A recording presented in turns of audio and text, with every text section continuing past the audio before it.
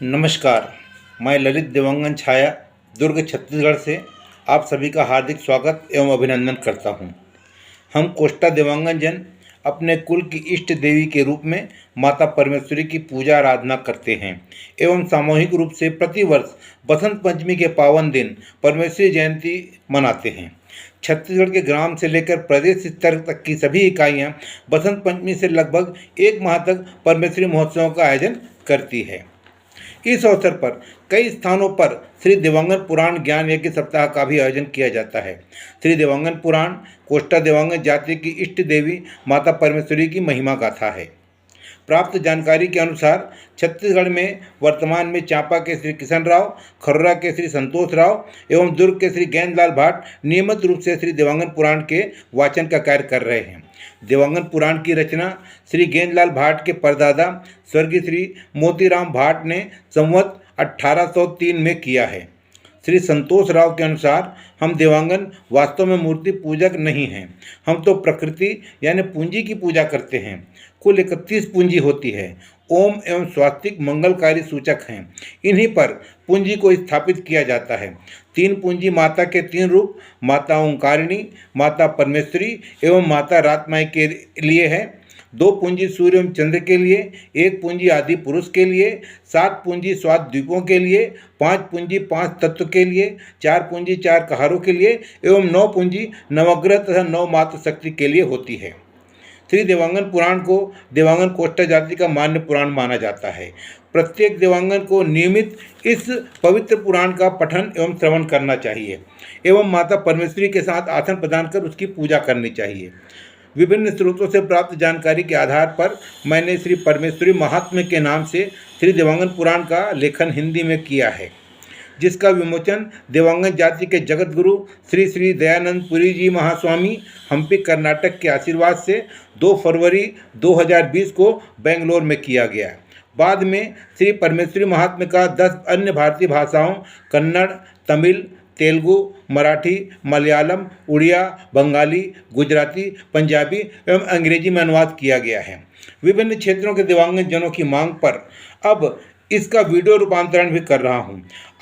आपको इस वीडियो के माध्यम से मैं श्री देवांगन पुराण की कथा का श्रवण कराने जा रहा हूँ। बोलिए माता परमेश्वरी की जय।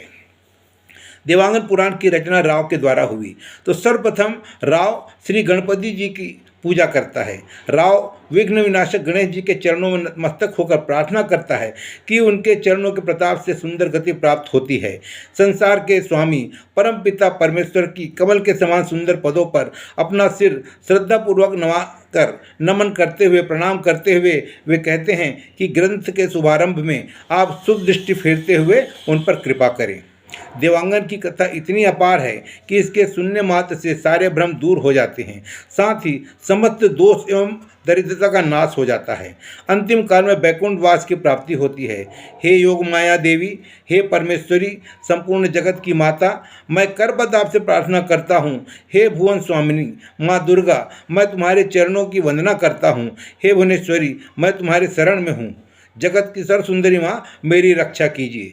राव गांगुली अपने को मतहीन मानते हुए हाथ जोड़कर माँ परमेश्वरी से प्रार्थना करते हैं कि हे माता, मेरी और देवांगन की उत्पत्ति कैसे हुई इसका बखान कीजिए। माता परमेश्वरी ने कहा, आदि युग में जब न यह तो पृथ्वी थी, न आकाश, न घर द्वार थे, न ही पर्वत, पानी, वायु तथा नदियों का भी अस्तित्व नहीं था, वनस्पतियों का भी सर्वथा अभाव था। देव, धनुज, ऋषि, मुनि, किन्नर, असुर, गंधर्व आदि कोई भी उत्पन्न नहीं हुए थे। उस समय ज्योति पुंज से एक आदि पुरुष प्रकट हुए। इसी पुंज से एक कन्या भी उत्पन्न हुई। इस पर आनंद मंगल के बधाई बजने लगे। उस पुरुष और कन्या ने अपने जनक ज्योतिपुंज से कहा कि हे पिता, हमारा जन्म क्यों हुआ है, हमारे पति पत्नी कौन होंगे और हमारी वंश वृद्धि किस प्रकार होगी। आदि पुरुष ने कन्या से कहा, हे कन्या, संपूर्ण पृथ्वी जलमग्न है, तुम यहीं सुख चैन से जीवन व्यतीत करो। मैं तुम्हारे इस प्रश्न का उत्तर माता से लेकर आता हूँ। आदि पुरुष ने हाथ की 3 ताली की आवाज कर माता के आश्रम में प्रवेश किया, जहाँ सद्दल कमल के पुष्प खिले थे। माता मधुर वचन से बोली, ये किस कारण से आपका आगमन हुआ है? आदि पुरुष ने कारण बताए। माता तब हाथों को मसलने लगी। उस रगड़ से हथेली में 3 फोड़ा उत्पन्न हुआ। यह व्यर्थ फोड़ा मात्र नहीं था। प्रथम फोड़ा को फोड़ने पर संसार के रचयिता ब्रह्मा जी प्रकट हुए, दूसरे फोड़ा से पालनकर्ता विष्णु जी और तीसरे फोड़ा से संहारकर्ता शंकर जी प्रकट हुए। इस प्रकार ब्रह्मा, विष्णु और शंकर 3 देव उत्पन्न हुए। ये तीनों त्रिदेव कहलाए। माता ने कहा कि तब अब तुम हमारे तीनों पति हुए। ब्रह्मा, विष्णु और शिव त्रिदेवों ने हाथ जोड़कर आदि माता से बोले, हे माता, तुम तो हमारी जन्मदात्री हो, हम तुम्हारे पति क्यों कर हो सकेंगे? तब माता ने एक कौतुक किया और अपना 4 रूप दिखाया। प्रथम आदि माता स्वयं, द्वितीय शारदा माता, तृतीय लक्ष्मी माता, चौथी पार्वती माता। इसे देखकर त्रिदेव चकित हो गए। त्रिदेवों ने इस कौतुक को देखकर मन ही मन कुछ निश्चय किया और जयमाला तीनों देवियों के गले में डाल दिया। ब्रह्मा जी ने शारदा माता के, विष्णु जी ने लक्ष्मी माता के और शंकर जी ने पार्वती माता के। इस प्रकार वे हर्षित हुए। माता सरस्वती, लक्ष्मी और पार्वती ने क्रमशः ब्रह्मा, विष्णु और शंकर जी का वर्ण किया। त्रिदेवों ने आदि माता से विनती की और पूछा कि माता, हमारे पिता कौन हैं? कृपा करके बताइए। माता स्वतः भी आश्चर्यचकित थी, क्योंकि उन्होंने तो देवताओं को अपने हथेली के फोड़े से उत्पन्न किया था। ब्रह्मा जी तपस्या में निमग्न रहे और पिता का पता नहीं पा सके। तब उन्होंने एक युक्ति किया। उन्होंने माता पार्वती को अपने साथ मिला लिया और इस बात के लिए हुंकारी ली कि उन्होंने अपने पिता महापुरुष के दर्शन किए हैं। माता ने ध्यान किया और जान लिया कि ब्रह्मा जी और पार्वती जी ने झूठे वचन कहे हैं।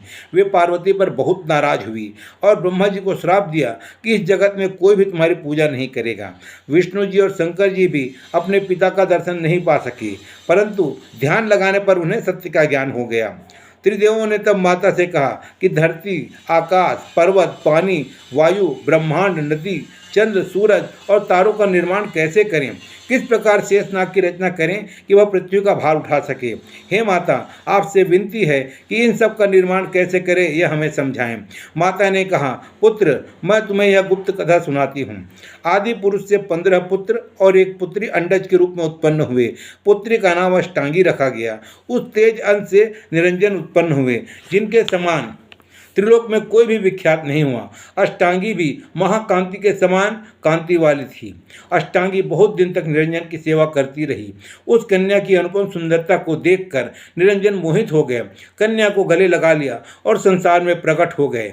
इस प्रकार यह देवांगन पुराण का प्रथम अध्याय यहाँ पर समाप्त होता है। देवांगन पुराण की आगे की कथा के लिए हम आपको अगले वीडियो में मिलेंगे। तब तक के लिए नमस्कार।